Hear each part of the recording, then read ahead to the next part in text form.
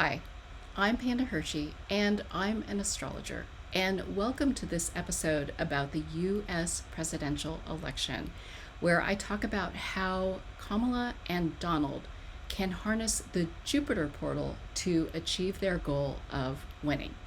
So let's take a look. What we have here are both of their natal charts. And the first thing we want to do is let them know where is this growth, because that is what Jupiter is all about. Where are they experiencing it? And for Kamala, this growth is in her 12th house, which is her ability to get people together on the same page, using her ideas, using her attuning to the details, using her communication.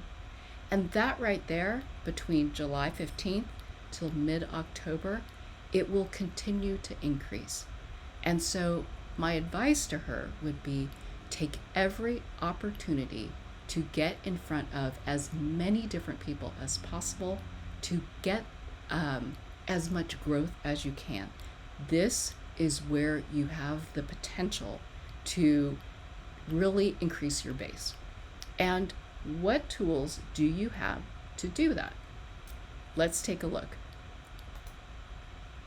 So the range of this portal goes from 11 to 21 degrees of Gemini. And so we look at her natal tools. These are all of the planets in her natal chart, but they are arranged in order from lowest to highest degree in this column. And what she has is this Uranus at 13 degrees of Virgo all the way until this Mars in Leo. And so how can she tap into that to bring that growth about in her life, to get as many people on the same page as possible? The first thing is being able to use her unique way of creating beauty, Virgo, perfection, elegance, efficiency in whatever way she sees that in her unique style of beauty. And that would be making sure that when she has a way of, I want it to be this efficient, that it needs to be like, allow yourself to stand up for that. And this Chiron in Pisces is, once you've done that, do this in this unique way, you will have unexpected outcomes with how people feel about it or how you sense people. So don't be afraid to do something a little different.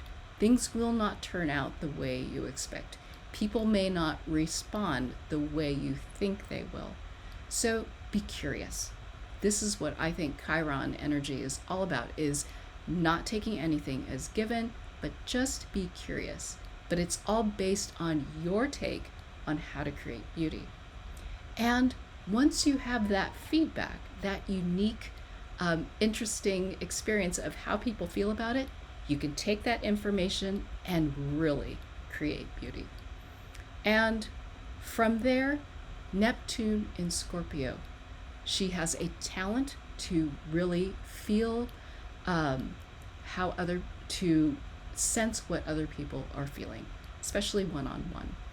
So small groups, getting to maybe speak with leaders of groups that she hasn't had a chance to, and really being able to talk to them, because remember, this growth is in Jupiter with her words, and being able to say, I get you, and here's how I want to address that. And with Venus in Virgo, this is appreciating the beauty that she brings. So it's almost like after she's done this work, just enjoy. Make sure you enjoy the beauty and elegance that you're creating. And others, because the energy works in both directions, will do the same. The right people will come along. But be authentic. And from there, Mars in Leo, you can be proud and take a stand for what you are offering, for what you bring to the table. And look in these opportunities where, especially at rallies, letting these things all come into play so that you are unashamed of what you bring. You will, not be humiliated, not be embarrassed. And in those situations, if you are dealing with embarrassment, then consider letting that group go. They may not be on your page with you, and that is okay, because not everyone is for you.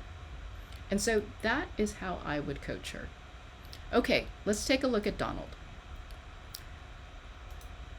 So Donald, his growth is here in the 10th house, making an impact using his ideas, using his words.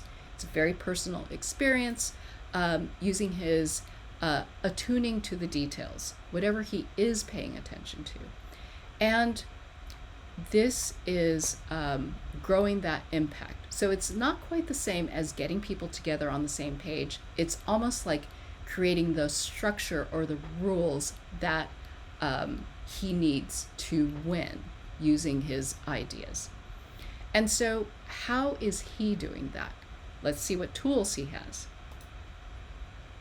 Okay, so from 11 to 21 degrees.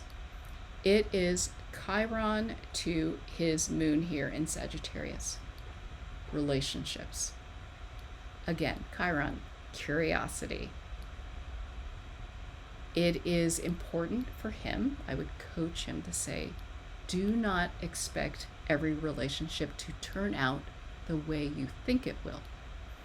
And be curious, be open to what it brings so that you don't waste too much time getting bogged down in, you didn't do what I expected you to do. From that, there is growth through relationship. And this can be a couple things. If he is coachable, he may turn to a different person to get his growth.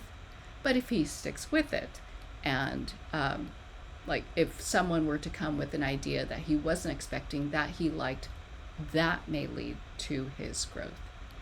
And from there, it's like this Uranus in Gemini.